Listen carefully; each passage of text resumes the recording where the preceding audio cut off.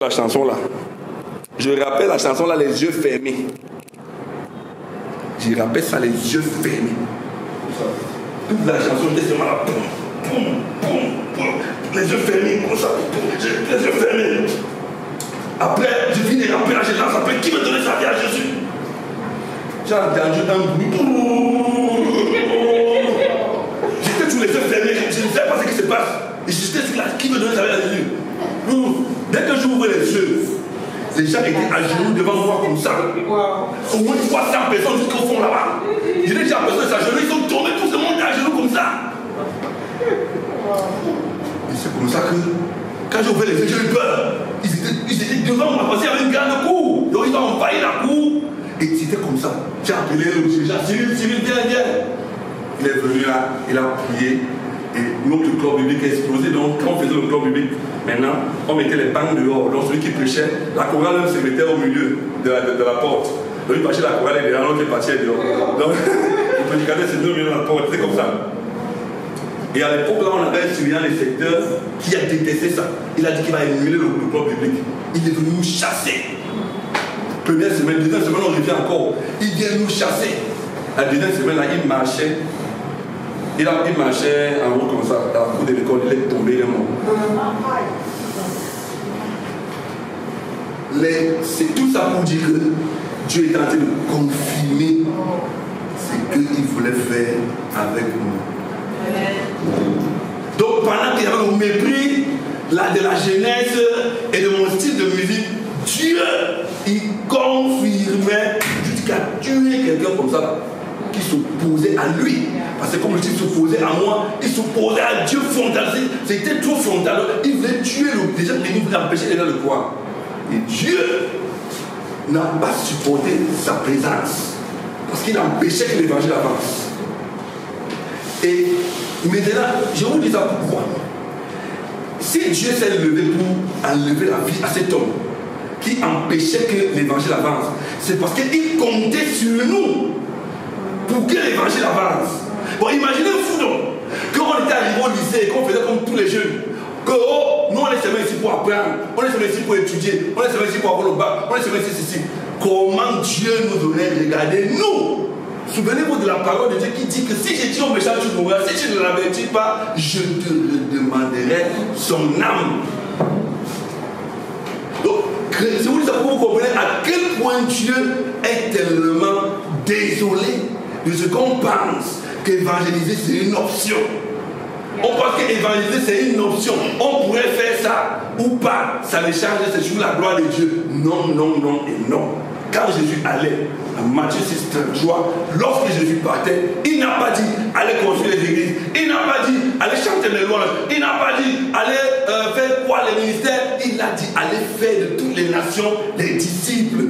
Il n'a pas dit autre chose. C'est la seule chose qu'il a dit. Ça veut dire que quel que soit ce que tu fais pour l'œuvre de Dieu, si ce n'est pas, le but ce n'est pas évangéliser, tu n'es en train de rien faire. Il dit absolument rien faire. Dieu ne peut pas prendre la défense de l'homme. J'ai vu une église qu'on a brûlée. Le prophète, le pasteur, vous blaguez avec Dieu, vous blaguez avec Dieu. J'ai dit que ça c'est quoi? Tu te défends, on brûle l'église, tu restes tranquille. Si c'est l'église de Dieu, Dieu lui-même va s'occuper des gens là. Tu te défends, ça faisait tellement mal. Mais cette façon de vouloir bagarrer, c'est comme si c'était son œuvre à lui. Hein? L'autre dit que c'est l'œuvre de Dieu que tu fais. Si Dieu voit son intérêt dans ce que tu fais, c'est Dieu va défendre ses intérêts. Dieu va défendre ses intérêts. Mais si tu ne vois pas son intérêt, oui, Dieu ne te dérange pas. Continue à travailler pour que Dieu voit son intérêt dans ce que tu fais. Et l'intérêt de Dieu, c'est le salut des âmes. Donc, lorsque tu me dis que viens prêcher sur est-ce que la louange, sur une louange évangélique, est-ce que c'est possible? Je dis que il n'y a jamais un homme de la Bible qui a chanté un chant évangélique. Ça n'existe pas. Hein? Que bon, chant évangélique, bon, on dit qu'il y a des chants de louange, chant d'adoration, et puis il y a chant évangélique. C'est-à-dire que si on parle de la nomenclature, c'est-à-dire qu'il y a un chant qui dit que viens à Jésus, viens à Dieu, personne n'a chanté comme ça. Éphésiens 5:19. Voilà la recommandation que la Bible donne. Éphésiens 5:19. Entretenez-vous pas des psaumes, des hymnes des cantiques spirituels, chantant, célébrant de tout votre cœur les louanges du Seigneur. Ouais. Donc notre conception de la louange, c'est que le Seigneur est bon, il est merveilleux, il est grand, il est puissant, n'est-ce pas? Et lorsqu'on dit que le chant évangélique, c'est donne ta vie à Jésus, sors du péché, n'est-ce pas? Bon. Le chant évangélique, il va vous dire une chose. Le chant évangélique, ce n'est pas dire certaines paroles. Le chant évangélique, ce n'est pas dire que donne ta vie à Jésus, sois sauvé. Non. Vous avez vu combien de personnes dans la Bible qui se sont repenties parce qu'on leur a dit donne ta vie à Jésus, repends-toi. Les gens qui sont repentis, on les a dit repends-toi, c'était les gens autant les Jean-Baptiste. Mais Jésus, quand il est venu, il a dit la même chose. Mais quand vous voyez la plupart des repentances qu'il y a dans la Bible, ce n'est pas qu'on a dit à quelqu'un repends-toi, c'est qu'il a vu la gloire de Dieu. Il a vu la gloire de Dieu et il a cru. Il a vu la gloire de Dieu et il a cru. Donc, ça veut dire que si les disciples qui prêchaient ou qui faisaient l'œuvre de Dieu n'avaient pas ça dans leur mindset de sauver les âmes, personne n'allait se repentir. Hein. Parce que prêcher l'évangile, c'est d'abord un état d'esprit. C'est d'abord un état d'esprit. Si tu n'as pas ça dans ton état d'esprit, ce que tu vas faire, il n'y aura pas l'évangile dedans. Il y a plusieurs conseils que je vois souvent. Quand je finis de voir le conseil, je me dis, mais pourquoi ces gens ont organisé ce conseil? Pourquoi ces gens ont organisé ce concert? Les gens sont remplis là, ils sont versés. La plupart des gens qui sont là, nos églises, les églises que nous avons, les églises réveillées, c'est 40% des chrétiens quand l'église est vraiment réveillée. Les autres, c'est les non-croyants. Les églises conventionnelles, les protestants, c'est 95 ou 98, 99% de païens et 2% de chrétiens. Parfois, c'est 99,99% de païens. Et les virgules de chrétiens. Donc, il y a peu de chrétiens dans les grands rassemblements de louanges. Très peu. Mais les gens sont là. Aucune vision de prêcher l'évangile à ces gens. On chante, on danse avec les gens qui dansent en allant en enfer. On saute avec les gens qui sautent en allant en enfer.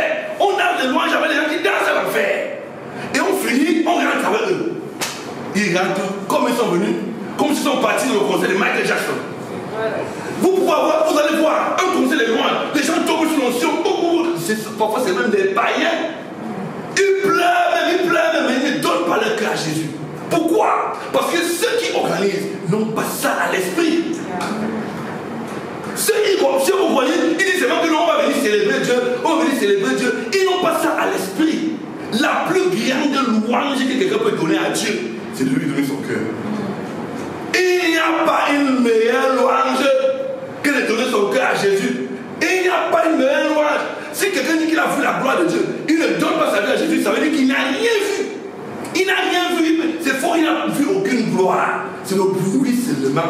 Il n'est jamais vu. Dans la Bible, vous avez vu. Chaque fois que Jésus fait un miracle, la Bible dit que plusieurs ont cru. Plusieurs ont cru. Chaque fois que Jésus fait quelque chose, ça fait que les gens croient. Les gens croient. Les conséquences, les gens croient. Vous pouvez nous faire le conseil. On dépasse des millions. Des millions. Vous allez voir les grands artistes qui viennent. Vous dites qu'un grand artiste de gospel, avec un grand nom comme ça, une grosse popularité. Mais qu'est-ce qu'il a fait? Il arrive. Les milliers de personnes sont devant lui. Il finit son soi-disant concert gospel. Et les païens regardent tels qu'ils sont venus. Parfois c'est un pasteur qui est un peu zélé là, qui s'élève par l'organisation, qui vient essayer de lancer un peu l'appel. Mais il n'est pas la bonne personne. C'est le chanteur, c'est lui qui doit lancer l'appel. Mais comme le chanteur n'est pas là dans l'état, il n'a pas le bon état d'esprit. Il est seulement là pour dire que louange le Seigneur, louange le Seigneur. La louange c'est quoi? C'est dire qui est Dieu, dire ce que Dieu fait, non? Mais quand tu dis à quelqu'un de venir à Jésus, il va le sauver, tu as fait de louer Dieu. Tu as fait de dire pour quelqu'un, Jésus est le sauveur, ce n'est pas la louange. Jésus est le seul Seigneur, il y a un autre. Viens à Jésus, le seul qui peut te délivrer, le seul qui te donne la vie éternelle. Il t'amène, il n'y a pas quelqu'un, il n'y a pas une autre voie. Il est le seul chemin, le seul. C'est ça la louange. Donc peu importe le chant que tu fais, ce n'est pas un chant précis qui amène les gens à se repentir. Avant je pensais ça. Que non, quand le chant est tout corsé là, c'est là où les gens se repentent, c'est pas vrai. j'ai fait des concerts où je chante une chanson, je danse, je suis en train de danser, je finis de danser, je dis que non, la joie du Seigneur est bon, tu peux donner sa vie à Jésus. Les gens se lèvent. Pourquoi? L'état d'esprit. L'état d'esprit. Quel est l'état d'esprit dans lequel on a quand on chante? On est dans un état d'esprit tellement mauvais. C'est pour ça qu'on est capable de chanter les choses qui n'ont rien à voir avec la Bible. Et on chante ça pendant des années. Quelqu'un chantait que Come Holy Spirit, come and take your place in my life. Et il chante, il pleure. Donc lui, il est sûr que le Saint-Esprit n'est pas en lui. Et on chante dans les églises pendant des années. On dit au Saint-Esprit, come and take your place. Fais ton entrée. Saint-Esprit, fais ton entrée. Ça veut dire que nous, depuis là, on était avec le diable. On est là que Saint-Esprit maintenant, comme fais ton entrée. On fait ça tout le temps. Pourquoi?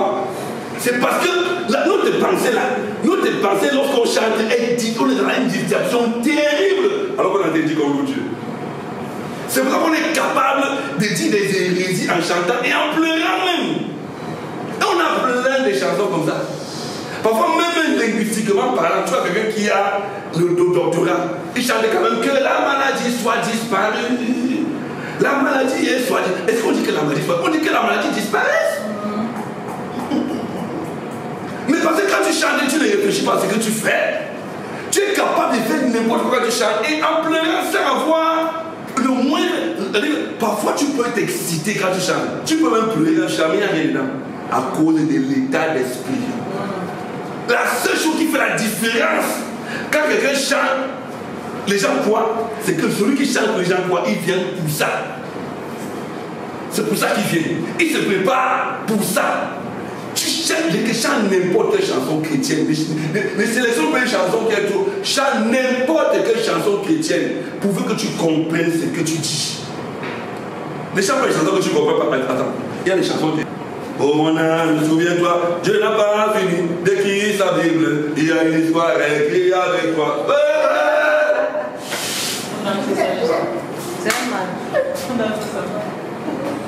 Et on chante. Comment tu veux que les gens croient, hein? Et tu dis aux gens que la Bible n'est pas finie, hein? Donc la Bible là, il y a une autre Bible qu'on va écrire. La Bible c'est un livre eschatologique. Tu as que ça met sur le table pour écrire la Bible. Toute ton histoire est dans la Bible. Toute ton histoire est dans la Bible. Le chanteur a voulu dire que ne perds pas espoir, hein? Dieu va toujours te bénir. C'est ce qu'il a voulu dire. Mais il blasphème en disant ça.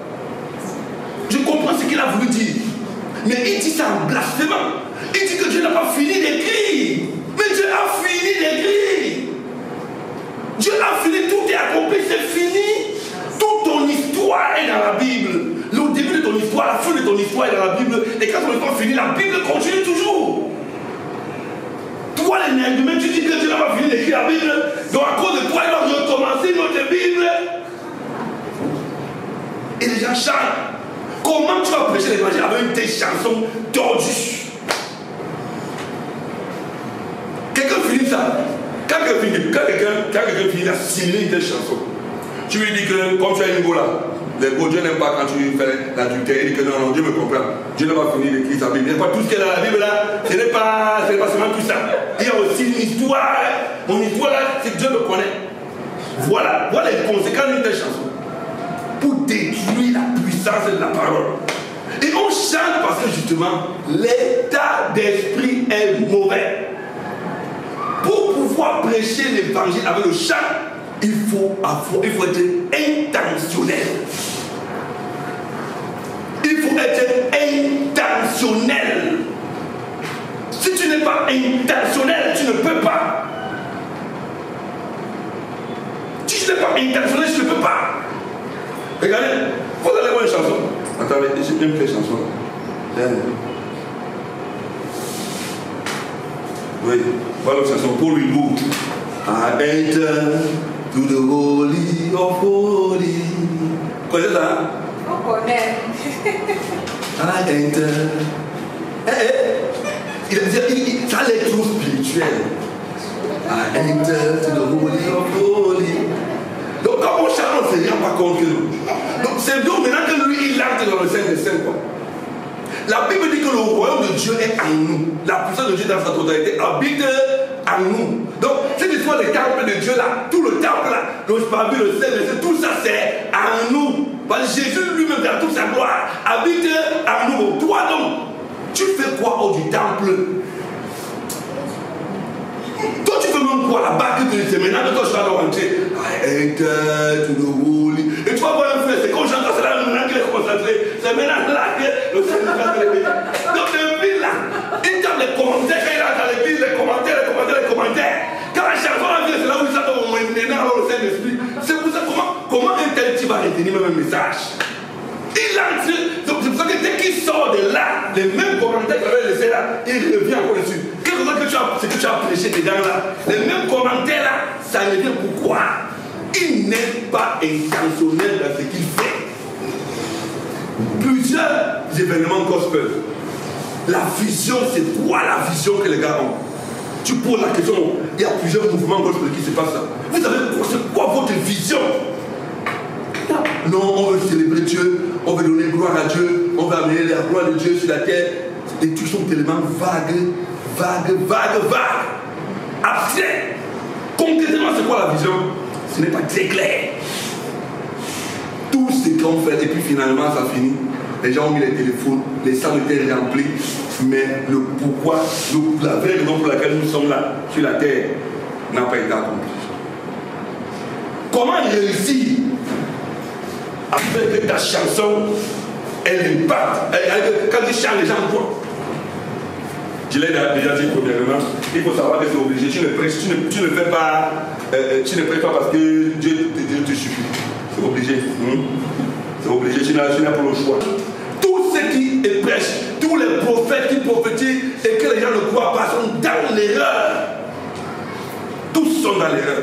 Parce qu'elle me dit que si je prêche, ce n'est pas que c'est que j'aime trop cette affaire. C'est une obligation qui m'est imposée. Et malheur à moi, si je ne prêche pas l'évangile. Regardez, je retrouve ce passage. Je l'ai noté quelque part. Il est dans 1 Corinthiens 9, 16. Donc, si j'annonce l'évangile, il dit si j'annonce l'évangile, imposé. Et malheur à moi, si je n'annonce pas. Donc, en réalité, quel que soit un charitaire, si tu n'annonces pas, malheur à toi. En parlant, si tu n'annonces pas, malheur à toi. Quel que soit si tu n'annonces pas, malheur à toi. Mais en même temps, c'est quand même curieux. C'est quand même curieux qu'un enfant de Dieu qui chante, qui fait la musique, n'ait aucun chant qui donne son témoignage dans la chanson. C'est quand même curieux. C'est-à-dire qu'un chanteur, il chante des chrétiens, il chante beaucoup de musique, mais il n'y a aucune musique où il parle de ce que Jésus a fait dans sa vie de façon réelle. Alors que quand il parle des choses que Dieu a fait parfois, c'est des inventions, c'est des choses que les autres ont vécues, ce n'est pas l'histoire de sa conversion. Vous avez vu combien de chansons parlent de la conversion? Très peu. Pourquoi? À cause de cela. On ne sait pas pourquoi les gens chantent. Donc, comment faire pour réussir? Ce que moi je fais pour que quand ils chantent, les gens croient toujours. C'est difficile que les chantent quelque part, les gens ne croient pas. C'est très difficile. C'est-à-dire que si tu veux que les gens croient dans ta famille, amène-moi chanter. C'est très compliqué que les gens ne croient pas, c'est difficile. Bon, premièrement, il faut être bon dans ce que tu fais. Ne fais pas le slow alors que tu es bon dans la rumba. Ne fais pas le reggae alors que tu es bon dans le R&B. Ne fais pas le R&B alors que tu es bon dans le hip-hop. Ne faites pas. Non. Si vous avez une chorale, vous vous rendez compte que la chorale, c'est quand vous faites le aussi que c'est bon. Quand vous voulez évangéliser, ne changez pas le rythme. Évangéliser avec vous, aussi. Ne dites pas que non. C'est quand ça sera calme que les gens croient. C'est faux. Faites là où c'est bon. C'est quand c'est bon, les gens croient. Parce que quand vous chantez bien, les gens sont concentrés sur ce que vous êtes en train de faire. Si vous ne chantez pas bien, les gens ne sont pas concentrés sur ce que vous êtes en train de faire. Donc il faut absolument choisir le registre où vous êtes bon. Que ce soit un individu ou alors une chorale, faites d'abord là où vous êtes bon.